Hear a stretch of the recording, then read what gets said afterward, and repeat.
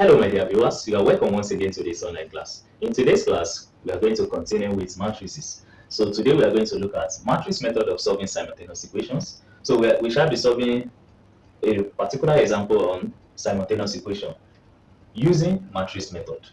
Now, the first thing we are going to do is, since we have been given our equation 1 and equation 2, now the next thing to do is just to write it in matrix form.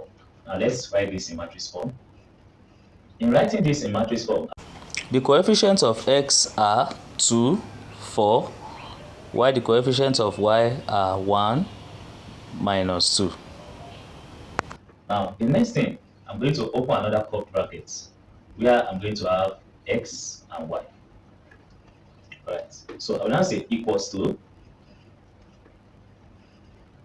I will write these values here, 10 and 4. After doing that, I'm now going to say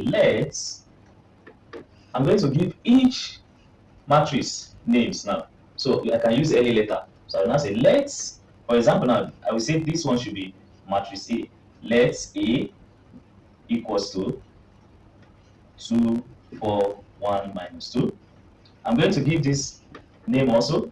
I will give it X, capital letter X, because we already have small x here. So I'm going to give it capital letter S. So let matrix S equals to X, Y.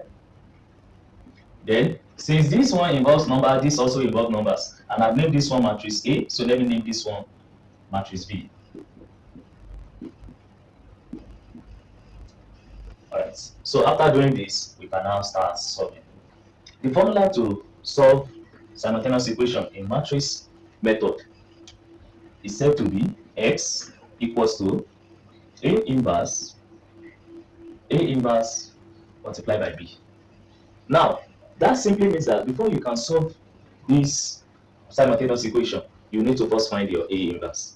And don't forget, our A inverse formula is equals to 1 all over AD minus BC multiplied by D minus C minus B A. So this is the formula to calculate A inverse. So after getting A inverse, you are now going to multiply your answer with B. Now, that simply means the first thing we are going to do now is to find our A inverse. Simply means A inverse is equals to 1 all over determinants of A, because this simply means A multiplied by D and minus B multiplied by C. So this is the determinant. So it's just like saying 1 all over determinants of A. Okay, now let's solve. 1 all over AD, that is A times D, 2 multiplied by minus 2 minus B multiplied by C. And what's that? We have 1 multiplied by 4. 1 multiplied by 4. Then in our curved bracket, we have our D as minus 2. We have our C as 4, but there's minus here, so it's going to be minus 4. We have our B as 1, so there's also minus here, so it's going to be minus 1. And our A is 2. Right. Now the next thing to do, we're going to say A inverse equals to 1 all over 2 times minus 2, that's minus 4 minus 1 times 4. Then here we have minus 2 minus 4 minus 1, 2. Then A inverse will now be equals to 1 all over minus 8 minus 2 minus 4 minus 1, 2. Okay, the next thing to do is to use this to multiply everything in the bracket. This will be equals to A inverse equals to 1 over minus 8 times minus 2. That's going to give us minus 2 over minus 8. That's going to give us 1 over 4. So I'm going to have 1 over 4 here. The next one, minus 4 times 1 over minus 8. That's going to give me, okay, this cancel this, I'm going to have 1 over 2. So this will be 1 over 2. Then the next one, minus 1 times 1 over minus 8. That's going to give us minus 1 times this. So that's going to give us 1 over 8. And 2 multiplied by minus 8. That's going to give me minus 1 over 4.